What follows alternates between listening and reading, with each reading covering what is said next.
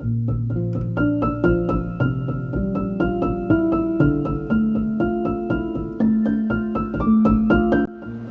than 100 years, the Indian film industry is producing films, and the role of cast and crew members is inevitable. When I say cast and crew members, it ranges from a spot boy to a celebrity camera person or a film director, which is obviously irrespective of gender. However, we have seen, and it is very evident, that the recognition of women filmmakers, those who are working behind the scene, is very meager. This is Subhrajeet Ganguly, and you have tuned into the Heritage Pod, which is a knowledge series podcast. And today, we have a very special topic. Today's topic of discussion is filmmaker, women filmmaker in India, from Fatima Begum to Payal Kapadia. To discuss this, we have a very special guest in our studio. Today we have Ms. Debarati Gupta, who is an independent filmmaker and also a columnist. Yeah. Welcome. Thank you. So, as I said, the name Fatima Begum, I don't know how many of us recognized her work, because whenever we talk about women filmmaker, we talk about Meera Nair, we talk about Aparna Sen, we talk about Payal Kapadia now. So, especially during the pre-independence era, the 20s, 30s and 40s, how different and how difficult it was for a women filmmaker who was actually working behind the scene. Definitely it was difficult. I mean, working in front of camera was difficult in 20s, in the early ages of filmmaking. So you can imagine how it might be to work behind the camera.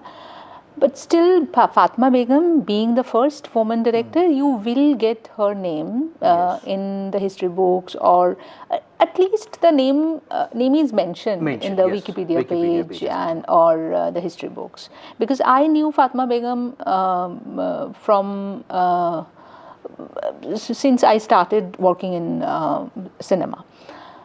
But we don't know about her works. I mean, what kind of films she made, or I mean, with whom she worked, and what was her specialization.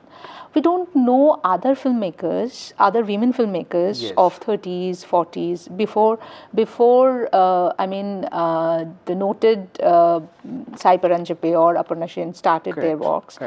So we don't know a lot of names who worked behind the camera in other disciplines. Like, we don't know about the film music composers, women music composers. We celebrate Lata Mangeshkar, Asha Bhosle, but we don't care to know about Usha Khanna, for whom the stalwarts like Rafi, Kishore rendered their songs. Even in contemporary days, if we talk about Sneha Kanwalkar, we started recognizing these women. I mean, I would like to say they are labor givers, like Sneha Kanwalkar, like Aloknanda Dasgupta, of course.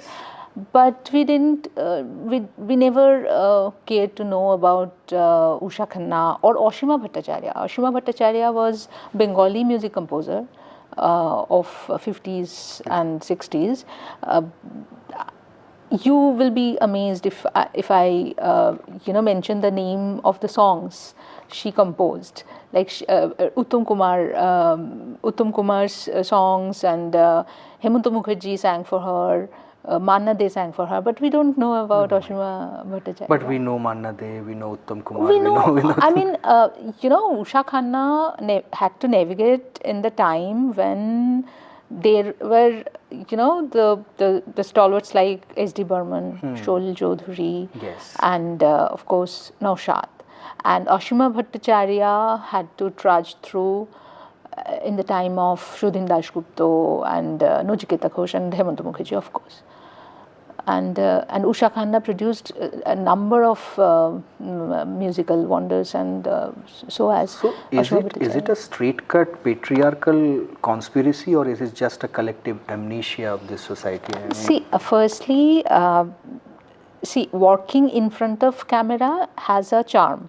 and it is like showcasing the women's skills and performances, like acting, or even when someone like Lata or Asha or Shonda Mukherjee, they are singing, they are actually showcasing their skills, their performances, and they are working under the guidance of the male Composer, producer, leaders, yeah. I mean, who are actually at the helm of the decision making. Okay.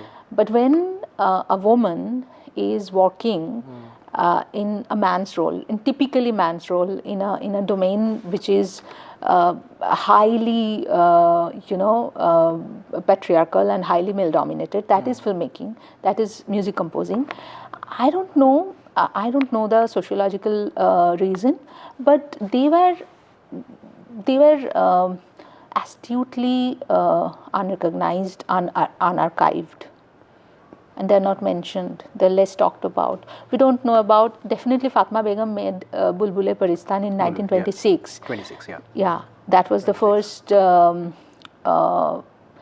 far, because we don't know about other workers. So far history can trace back. She is the first filmmaker.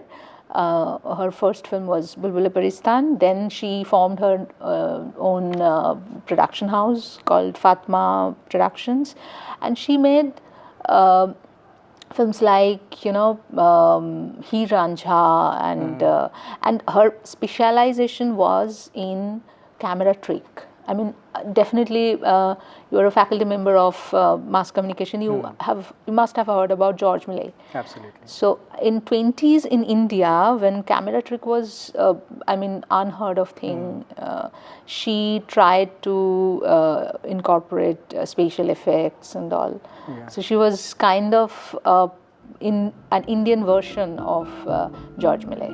Keep listening and watching for such content. This is Subhrajeet signing off.